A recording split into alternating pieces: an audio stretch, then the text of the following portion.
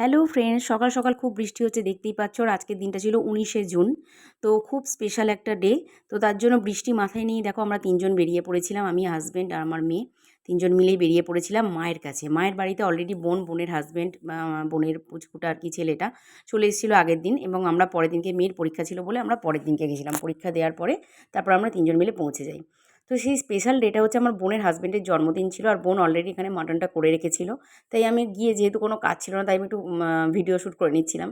তো যাই হোক, বাকি রান্নাগুলো মা করে নিয়েছিল। ভাত, সাদা ভাত, পায়েস, তারপরে এখানে বিভিন্ন রকম ভাজাভুজি, চিংড়ি মাছ, লটিয়া মাছ, এগুলো আমি করে নিয়ে গেছিলাম। তো যাই হোক, সমস্ত রকম রান্না এখানে পদ দেখো বেড়ে দিয়েছে, আর বোনের বর এখানে বসে গেছে। আর ওর সাথে আমার সম্পর্কটা ঠিক একটা শালিকা বা জামাইবাবু বা ভগ্নিপতির মতো নয়, পুরোপুরিভাবেই ভাই আর দিদির সম্পর্ক। ওকে আমি নিজের ভাইয়ের মতন ভালোবাসি। আর তার জন্য আমাদের মধ্যে ঝগড়া মারামারি সব সময় হয়ে থাকে। আর বিপদে পড়লে একে অপরের, বিপদের দিনে কিন্তু একে অপরে প্রচণ্ডভাবে ঝাঁপিয়ে পড়ি। তো যাই হোক, আমাদের সম্পর্কটা ঠিক এই রকম, খুব সুন্দর।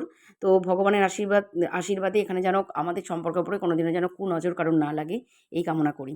তো বিকেল বিকেল আমি আর বোন ওকে একটু সারপ্রাইজ দেওয়ার জন্য কেক কিনতে বেরিয়ে পড়েছিলাম। তারপর বিকেলবেলা গিয়ে কেক কাটাকাটি করা হলো, এবং সবাইকার মধ্যে কেক আমরা একসাথে খাওয়া দাওয়া করে তারপর সবাইকে বাই বাই জানিয়ে আমরা বেরিয়ে পড়েছিলাম, কারণ সেদিকে আমাদের ফিরতেই হতো। পরের দিন মেয়ের এক্সাম ছিল। কেমন লাগলো অবশ্যই জানিও। দেখা হচ্ছে নেক্সট ভিডিওতে।